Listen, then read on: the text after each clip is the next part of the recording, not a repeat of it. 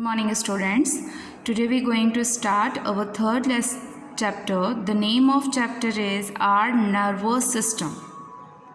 So highlight is the brain. सबसे पहले हम brain के बारे में पढ़ेंगे डिटेल में. Next is the spinal cord and the nerve system. And the last रहेगा हमारा sense organs. ठीक है?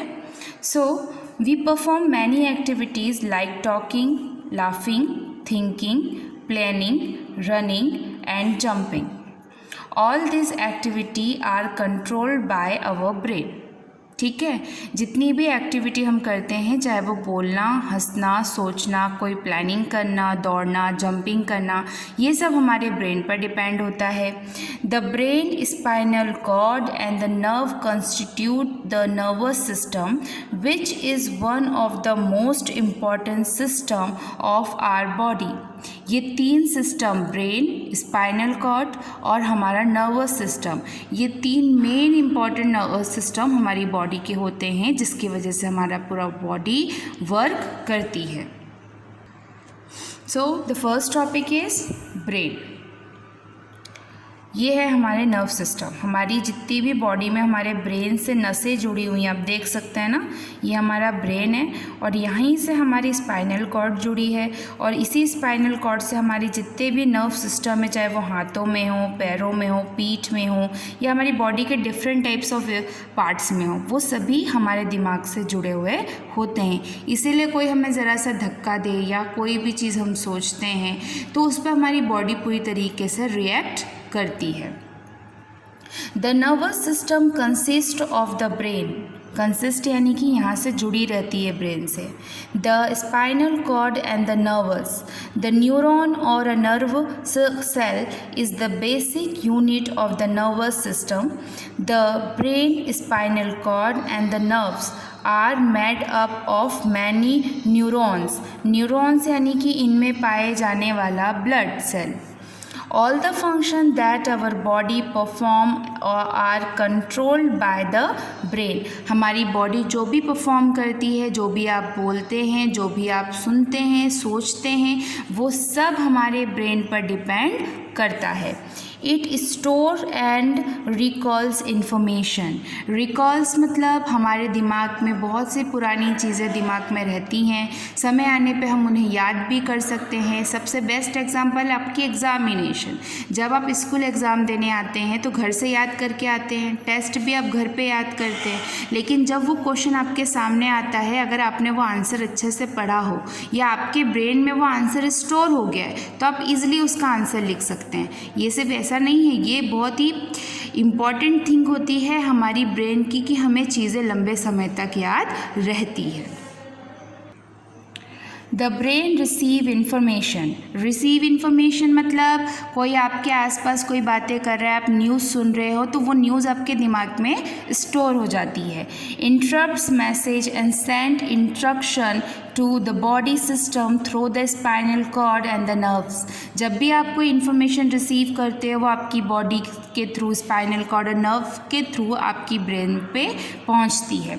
The brain is enclosed and protected by the bony structure. हमारा दिमाग बोन से बने एक स्ट्रक्चर से कवर रहता है, जो कि आप पहले चैप्टर में पढ़ चुके हैं. उसे हम स्कल कहते हैं. दिमाग की हड्डी को स्कल कहा जाता है. और there is a fluid that fill the space between the skull and the brain, है ना. इसके ऊपर एक जो हड्डी का ढांचा बना होता है उसे हम स्कल कहते हैं और उसी स्कल के अंदर हमारा ब्रेन रहता है.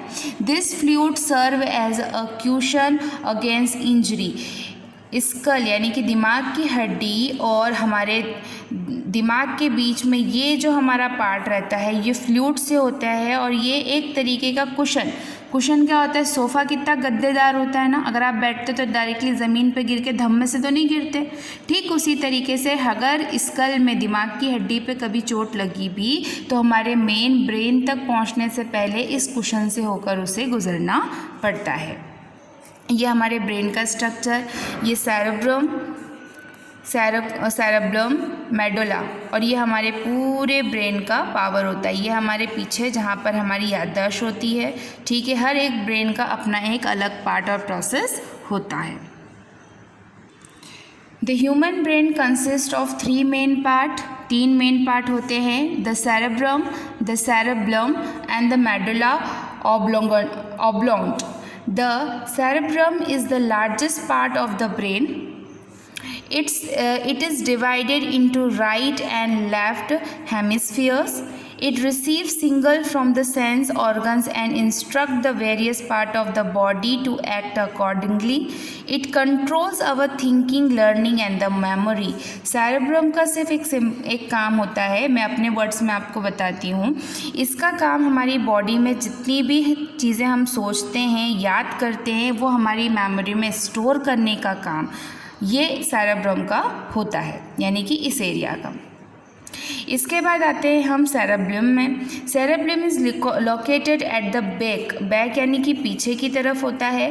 Head to lines just below the cerebrum. To it control और coordinate our voluntary movements such as posture, balance, coordination, speech and the activity like walking, running and cycling. If the cerebellum does not function properly, our body movements become imbalanced. यानी कि इस part का काम होता है हमारी body के जितने भी मूवमेंट होते हैं या हमारी बॉडी के पोस्चर होते हैं, क्योंकि ये जो पार्ट होता है वो हमारी रीढ़ की हड्डी से जुड़ा होता है, यानी कि स्पाइनल कॉर्ड से जुड़ा होता है. अगर हमारे ब्रेन का ये हिस्सा डैमेज होता है तो आप लोगों ने देखा होगा, लोगों को पैरालिसिस हो जाता है, अपंग हो जाते हैं लोग, किसी बॉडी का कोई एक पार्ट उनका काम नहीं करता, वो इसकी वजह से होता है. अगर आपके दिमाग के इस हिस्से में चोट लगती है तो आपकी बॉडी मूवमेंट करना छोड़ देती है, तरह तरह की एक्टिविटी करना छोड़ देती है और आपकी बॉडी में बैलेंस की कमी, यानी कि आप प्रॉपर खड़े नहीं हो पाते या प्रॉपर आप चीज़ों को थिंकिंग नहीं कर पाते. ये सब कुछ इस पर डिपेंड करता है. नेक्स्ट है मेडुला और द ब्रेन स्टेम जॉइंट. आप इसको इस नाम से बोल सकते हैं, ब्रेन स्टीम. स्टीम यानी कि जैसे एक पौधा एक पेड़ रूट से स्टीम के द्वारा, तने के द्वारा जुड़ा रहता है, उसी तरह ये मेडुला होता है. Join the brain with the spinal cord, क्योंकि ये हिस्सा इस हिस्से से रीढ़ की हड्डी से जुड़ा होता है. It lies just below the cerebrum and control involuntary action like the heartbeat, respiration, circulation and digestion. Voluntary का मतलब होता है ऐसी एक्टिविटी जो कि हम देख सकते हैं और उसे हम कर सकते हैं, मूवमेंट्स वाला. और इनवॉलेंट्री एक्शंस यानी कि जो हमें दिखाई तो नहीं देते बट वो टाइम टू टाइम अपना वर्क कर रहे हैं, जैसे कि हमारी हार्ट बीट है ना. हम बोलते रहते हैं, हमें लगता है हमारा हार्ट बीट नहीं कर रहा, बट आप बोल रहे हो ना तो आप सांस अंदर और बाहर दोनों प्रोसेस हो रही हैं. रिस्पिरेशन सांस लेना, सर्कुलेशन आपके माइंड में और आपकी बॉडी में जो ब्लड सर्कुलेशन रहता है उसका प्रोसेसर पूरा इसकी वजह से होता है. और आपका डाइजेशन, ये भी हमारे ब्रेन स्टीम यानी कि मेडुला पे डिपेंड रहता है. Our brain needs a continuous supply of blood and oxygen to survive. ये हमारे ब्रेन पे डिपेंड होता है कि वो ब्लड सर्कुलेशन और ऑक्सीजन सर्कुलेशन को प्रॉपर प्रोसेस करता है. If the supply of blood to the brain is insufficient the person may faint. अगर हमारा ब्रेन थोड़ी देर के लिए भी ब्लड या ऑक्सीजन को प्रॉपर सप्लाई नहीं कर पाता तो हम फेंट हो जाते हैं. फेंट यानी कि चक्कर आ जाना, गिर जाते हैं, हम बेहोश हो जाते हैं. The brain also require sufficient rest to enable it to the function properly. हमारे ब्रेन प्रॉपर ये वर्क करता है कि हमारी बॉडी के किस हिस्से को कितना आराम चाहिए होता है. Sleep helps to revive the normal functioning to the brain.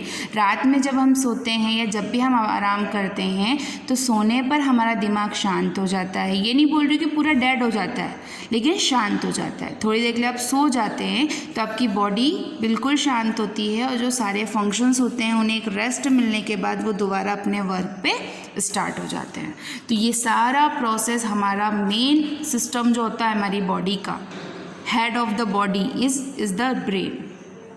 So student, the next topic is spinal cord and nerves. The spinal cord is bundle of nerves. ठीक है, बंडल ऑफ नर्व्स क्यों? क्योंकि हमारी रीढ़ की हड्डी में, मैंने आपको इससे पहले वाले चैप्टर में बताया था, टोटल 33 बोन्स होती हैं. ठीक है, bundle of nerves that connect the brain with the other part of body. It starts from the medulla or the brain stem and continues down to the lower of our backbone. यानी कि sir की हड्डी से शुरू होकर total 33 bone करके हमारी जो बैकबोन होती है रीढ़ की हड्डी से, ये पूरी तरीके से अटैच्ड रहती है. Look at this diagram. Connect with this side, medulla से कनेक्ट होती है, ठीक है. इसके बाद ये 33 बोन्स कनेक्ट होके यहाँ पर हमारे बैकबोन पे कंप्लीट होती है कमर के पीछे. It is responsible for the transmitting information to and from the brain to the rest of the body. ये एक तरीके से इंफॉर्मेशन सप्लायर आप कह सकते हैं. इंफॉर्मेशन सप्लायर ये क्योंकि इसी से नर्व सिस्टम अटैच रहते हैं, तो हमारी बॉडी के किसी भी हिस्से में अगर चोट भी लगती है तो वो हमारे ब्रेन में डायरेक्टली वर्क करता है. The spinal cord is enclosed and protected by the structure of bones called the vertebral column. ये vertebral column में बने रहते हैं, इसे हम spinal cord और vertebral column भी कहते हैं. Nerves are thread-like structure made up of neurons and the nerve cells. They branch out of every part of the body to form a large network. They transmit message from all parts of the body to the brain. ठीक है, हमारी body के किसी भी हिस्से में किसी भी तरीके की चोट या कोई भी रिस्पॉन्स हम करते हैं तो वो हमारे ब्रेन तक पहुंचाने का काम हमारे नर्व सिस्टम यानी कि हमारे वर्टिबल कॉलम से जुड़ी नर्व्स करती हैं. There are 3 types of nerves. Each of them perform specific function. Okay students, so आज का टॉपिक हम यहीं पर ख़त्म करते हैं. इसके बारे में ये जो 3 आप देख सकते हैं, सेंसरी नर्व, मोटर नर्व और मिक्स नर्व, ये हम नेक्स्ट टॉपिक में यानी कि नेक्स्ट लेक्चर में डिस्कस करेंगे. आज के लिए सिर्फ आपको ब्रेन को अच्छे से आइडेंटिफाई करना है और ये जो टॉपिक आपको समझाया है स्पाइनल कॉर्ड का, उसे अच्छे से समझना है. Okay, have a good day.